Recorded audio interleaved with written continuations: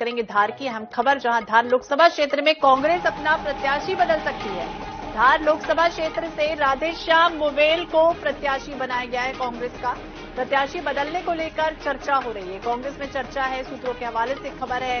कमजोर चुनावी प्रबंधन को लेकर राधेश्याम मोवेल पर लटकी है तलवार। वहीं नेता प्रतिपक्ष उमंग सिंघार ने बढ़ाया था मोवेल का नाम। राधेश्याम मोवेल की जगह महेंद्र कन्नौज को बनाया जा सकता है धार से नया प्रत्याशी। धार से अहम खबर आपको बता दें, जहां प्रत्याशी बदलने की तैयारी कांग्रेस कर रही है। धार लोकसभा क्षेत्र से राधेश्याम मोवेल को कांग्रेस ने प्रत्याशी बनाया है, सूत्रों के हवाले से खबर। दिनेश शुक्ल ज्यादा जानकारी के लिए हमारे सहयोगी हमारे साथ जुड़ गया है। दिनेश, क्या बड़ी वजह है इसके पीछे?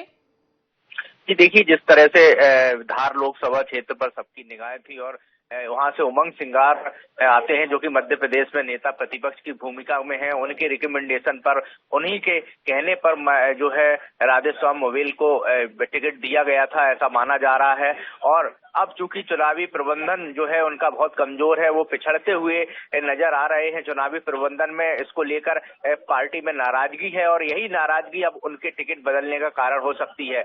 ऐसा माना जा रहा है कि महेंद्र सिंह कन्नौज जो कि पिछली बार उन्होंने चुनाव के लिए पर्चा भरा था लेकिन वापस ले लिया था, उन्होंने अनुसूचित जाति वर्ग से आते हैं, आदिवासी नेता हैं और उनका नाम अब आगे किया जा रहा है। बताया जाता है कि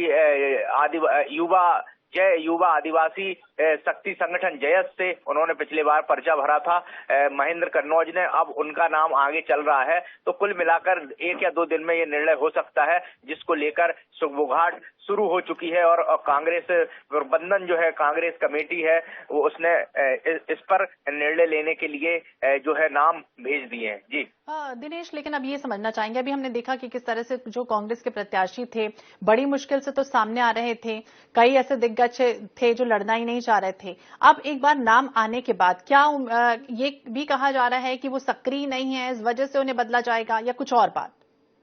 जी बिल्कुल, मैं आपको बताऊं कि सक्रियता ही सबसे बड़ी वजह बताई जा रही है, क्योंकि ये नेता प्रतिपक्ष का क्षेत्र है, उमंग सिंघार का क्षेत्र है और आदिवासी क्षेत्र है जहां से कांग्रेस ने विधानसभा चुनाव में जीत दर्ज की है, यहां से सीटें जीती हैं। और उसके बाद अगर लोकसभा में इस तरह का लचर रवैया रहता है तो ये सीट जो है, जिस पर उम्मीदें गड़ाकर कांग्रेस बैठी हुई, अगर वो हारती है तो कहीं न कहीं वो पिछड़ती हुई नजर आएगी।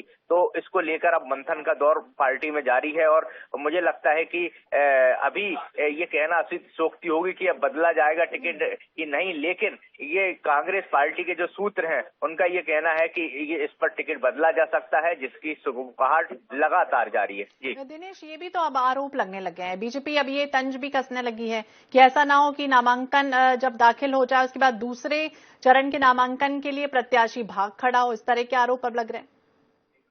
जी देखिए, जिस तरह से जो विपक्ष होता है या दूसरा दल होता है वो हमेशा ही दूसरी पार्टी पर आरोप लगाता है, तो इस तरह की बातें तो चुनाव में देखने को अमूमन मिलती हैं। लेकिन जिस तरह से अब धार जो लोकसभा सीट है उसको लेकर जो खबरें आ रही हैं उसको लेकर अभी इस पर कुछ पूरी तरह से कहना उचित नहीं होगा, लेकिन पार्टी का निर्णय हो सकता है। पार्टी सूत्र जो कहते हैं IANS 24/7 उसके अनुसार ये खबर चला रहा है कि धार से जो प्रत्याशी है वो बदला जा सकता है। जी बिल्कुल, अब देखना होगा क्या कुछ होता है, लेकिन संदिग्ध परिस्थितियां जरूर बनी हुई और इसमें बैठे बैठाए बीजेपी को जरूर मौका मिल गया है कि कौन किस पर हावी हो जाए और कब बदल जाए प्रत्याशी। बहुत बहुत शुक्रिया दिनेश जानकारी के लिए और बातचीत के लिए।